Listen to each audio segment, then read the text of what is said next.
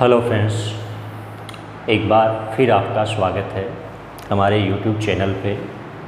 और आज एक नई क्लास है फिज़िक्स की अपनी। कल जो अपनी क्लास हुई थी उसमें अपन ने विद्युत आवेश, कूलाम का नियम और आवेशों के बीच में जब कोई माध्यम रखा जाता है तो बल पे क्या प्रभाव पड़ता है, वो चीज़ें अपन ने पढ़ी थी। और उसके बाद में अपना आज के लिए एक नया टॉपिक है, तो बहुत अच्छा टॉपिक है बोर्ड एग्ज़ाम की दृष्टि से। और वो टॉपिक का नाम है कूलाम के नियम का सदिश निरूपण। यानी जो कूलाम का नियम है उसको अपन सदिश रूप में कैसे रिप्रेजेंट कर सकते हैं, सदिश में कैसे निरूपित किया जा सकता है, वो अपने को पढ़ना है। साथ में अपन ये भी देखेंगे कि जो कूलाम का नियम है वो न्यूटन के क्रिया प्रतिक्रिया नियम की पालना कैसे करता है। 11th क्लास का एक टॉपिक है न्यूटन के नियम, उसमें एक थर्ड नियम होता है न्यूटन का क्रिया प्रतिक्रिया नियम। उसके अकॉर्डिंग अपन क्या मानते हैं कि किसी भी वस्तु पर जब क्रिया बल लगाया जाता है तो अपने को वापस उतनी ही मात्रा में विपरीत दिशा में क्या मिलता है, प्रतिक्रिया बल मिलता है। तो वही क्रिया प्रतिक्रिया वाला जो नियम है वो यहाँ पे कैसे ऐड होता है, कैसे साथ में काम करता है, कैसे अपन इसको सिद्ध करेंगे, वो चीज़ अपने को देखनी है। तो देखो टॉपिक पे अपन आते हैं कूलाम के नियम का सदिश निरूपण। तो देखो जैसा बोर्ड पे डायग्राम बनाया हुआ है वो डायग्राम अपने को काम में लेना पड़ेगा। तो देखो इसमें दो तीन चीज़ें हैं। सबसे पहली बात तो किसकी हो रही है, कूलाम के नियम की बात हो रही है। तो कूलाम का नियम लगाने के लिए अपने को क्या क्या चाहिए, एक तो जो आवेश है वो कैसा आवेश चाहिए अपने को। कल आपको मैंने बताया था कि आवेश कैसा होना चाहिए, बिंदु आवेश होना चाहिए। दूसरा आवेश कैसा रहना चाहिए, स्थिर होना चाहिए। ये दो कंडीशन अपने को साथ में लेकर के चलनी है। ये आवेश बिंदु आवेश होना चाहिए और साथ में आवेश कैसा रहना चाहिए, स्थिर आवेश रहना चाहिए। तो इसके लिए देखो अपने को क्या करना है, अपन ने एक अक्ष y तल ले लिया कि अक्ष y एक तल है और इस तल में अपन ने क्या किया है, तल है, इसमें दो बिंदु आवेश, एक तो अपन ने लिया है Q1 और Q2 है। दो बिंदु आवेश Q1 और Q2 है। अब इनको अपन ने अक्ष y तल में रखा है तो मूल बिंदु के सापेक्ष अपने को इनकी स्थिति को रिप्रेजेंट करना पड़ता है। उसके लिए अपन क्या लिखेंगे, हो जाएगा मूल बिंदु के सापेक्ष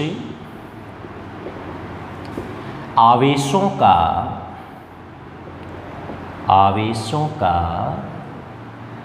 स्थिति सदिश क्या है। एक तो अपन ने माना है R1 वेक्टर और एक को अपन ने माना है R2 वेक्टर। ये दो स्थिति सदिश है, R1 वेक्टर और R2 वेक्टर। अब देखो यहाँ पर अपने को ये चीज़ मिल गई कि स्थिति सदिश है वो R1 वेक्टर और R2 वेक्टर है। फिर अपने को इसमें क्या करना होता है, देखो पहले अपन ये मानते हैं कि Q1 क्या करता है, Q2 पे बल लगाता है। यहाँ पर अपन ने Q1 को भी धनावेश रखा है और Q2 को भी अपन ने धनावेश रखा है। तो दोनों समान प्रकृति के आवेश है और समान प्रकृति के आवेशों में हमेशा कौन सा बल कार्य करता है, प्रतिकर्षण बल कार्य करता है। और प्रतिकर्षण बल की दिशा मैंने आपको क्या बताई थी कि दोनों आवेशों को मिलाने वाली रेखा के अनुदिश क्या होती है, बाहर की ओर होती है। तो यहाँ पर पहले अपन ये मानेंगे कि जो Q1 आवेश है, Q1 आवेश के कारण, Q1 आवेश के कारण Q2 पर लगने वाला विद्युत बल, Q1 के कारण Q2 पर लगने वाला विद्युत बल, उस विद्युत बल को अपन ने क्या माना है, अपन ने नाम दिया है F21 वेक्टर। F21 का मतलब है कि एक के कारण दो पर लगने वाला बल, यानी Q1 के कारण Q2 पर लगने वाला बल। कूलाम के नियम से अपन क्या लिख सकते हैं, क्या होता है K Q1 Q2 अपॉन क्या आता है आर स्क्वायर। तो यहाँ पे आपको आर स्क्वायर वो काम में लेनी है, अपन Q1 से Q2 की तरफ जा रहे हैं तो यहाँ पे अपन क्या लिख देंगे, दूरी की जगह R21 का स्क्वायर और वेक्टर फॉर्म साथ में है इसलिए अपने को क्या लिखना पड़ेगा, R21 का एकांक सदिश।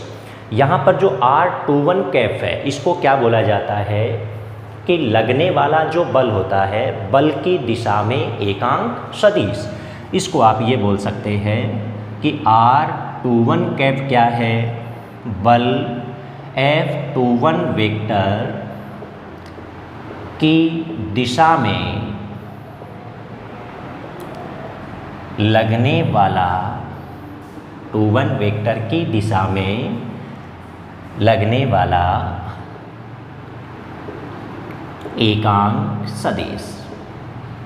या अपन इसको सीधा भी बोल सकते हैं कि बल F21 वेक्टर की दिशा में एकांक सदिश। आप शॉर्ट में इसको बोल सकते हैं, शॉर्ट में लिख रहा हूँ F21 वेक्टर की दिशा में एकांक सदिश, शॉर्ट में ये बोला जा सकता है।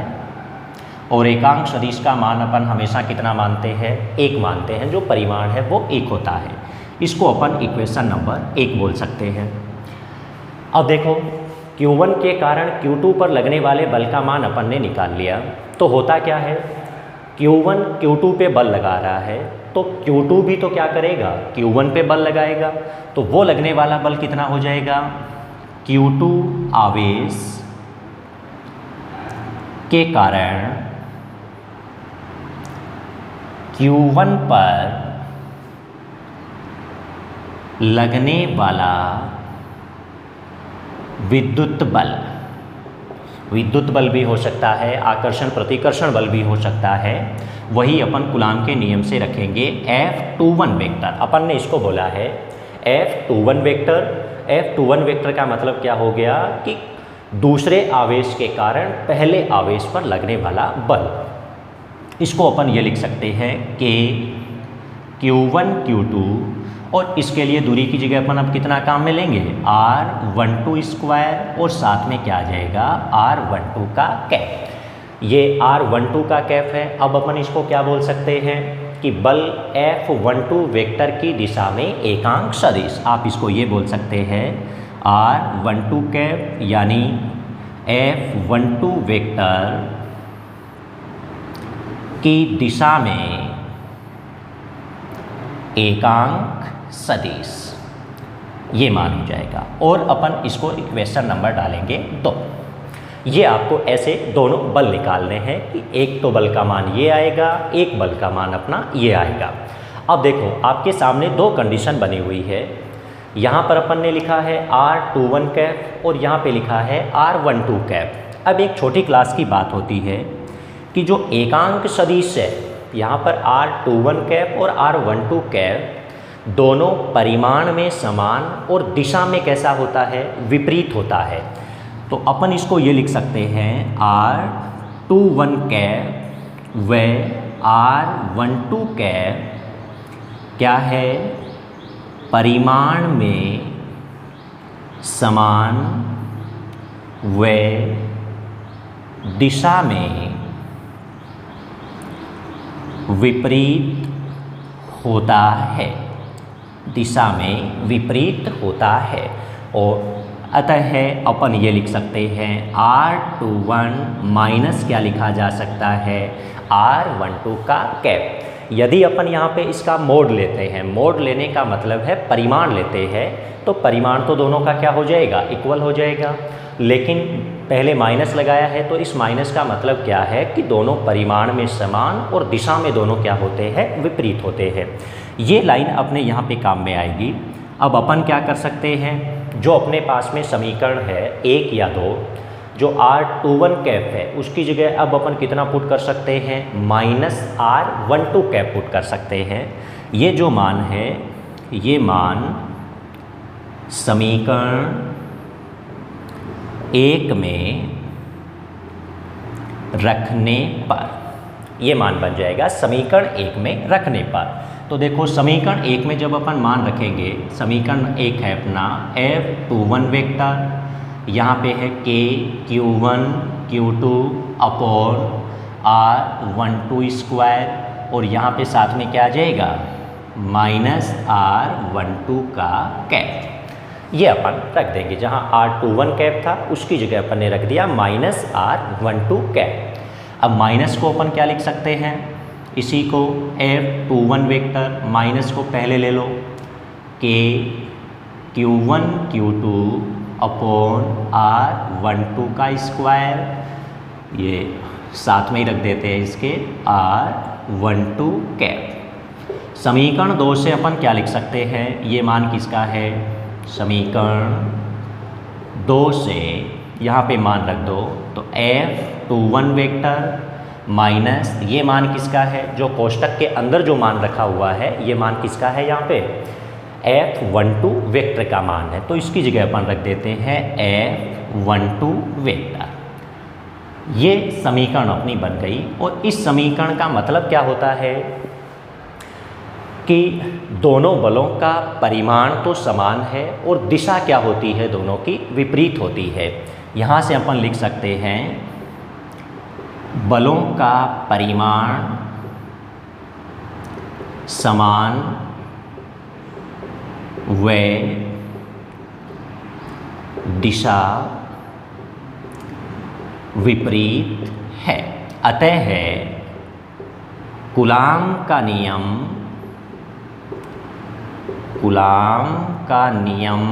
क्या करता है, कूलाम का नियम न्यूटन के तृतीय नियम यानी क्रिया प्रतिक्रिया का नियम, तीसरे नियम को क्या बोला जाता है, क्रिया प्रतिक्रिया का नियम, तृतीय नियम की पालना करता है। ये अपने को यहाँ पे सिद्ध करना था कि जो कूलाम का नियम है उसको जब अपन सदिश रूप में निरूपित करेंगे तो वो कहाँ आकर के ठहरता है, न्यूटन का जो क्रिया प्रतिक्रिया का नियम है उसकी वो पालना करने लग जाता है। तो ये होता है कूलाम के नियम का सदिश निरूपण। ठीक है, अब देखो इसमें एक बार दोबारा बता देता हूँ, ध्यान में रखने वाली चीज़ें कौन कौन सी है यहाँ पे।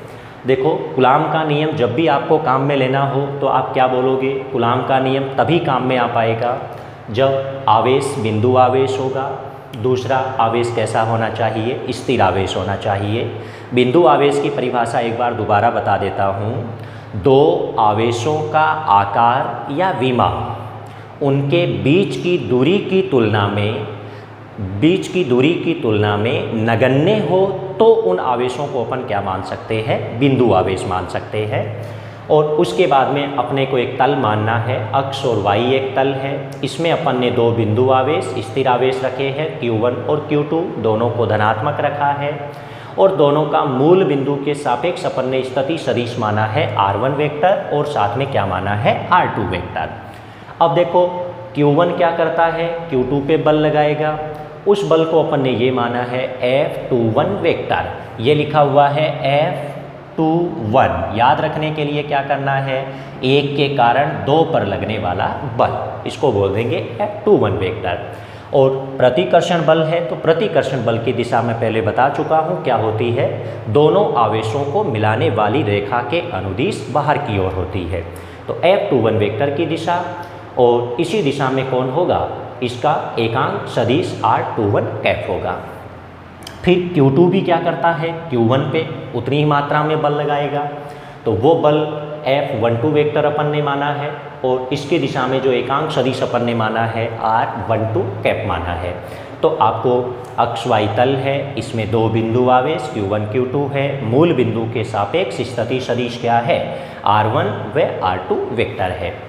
फिर Q1 आवेश के कारण Q2 पर लगने वाला बल सीधा कूलाम के नियम से आपको निकालना है। R21 कैप का मतलब F21 वेक्टर की दिशा में एकांक सदिश हो गया। ऐसे ही Q2 आवेश के कारण Q1 पर बल ये बन जाएगा।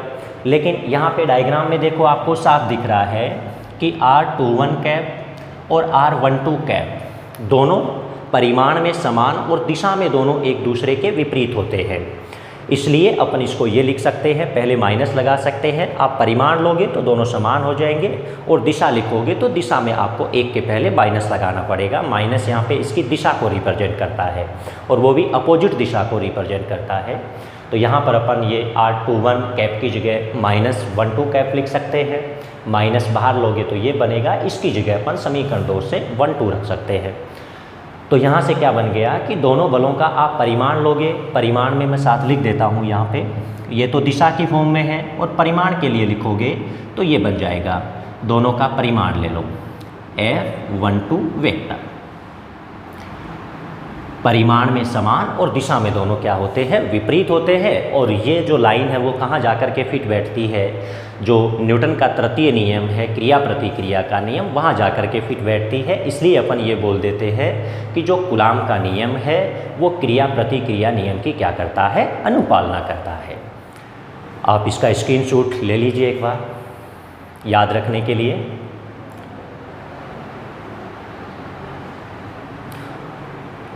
Okay, thank you. फिर मिलते हैं नेक्स्ट क्लास में, इससे आगे वाला टॉपिक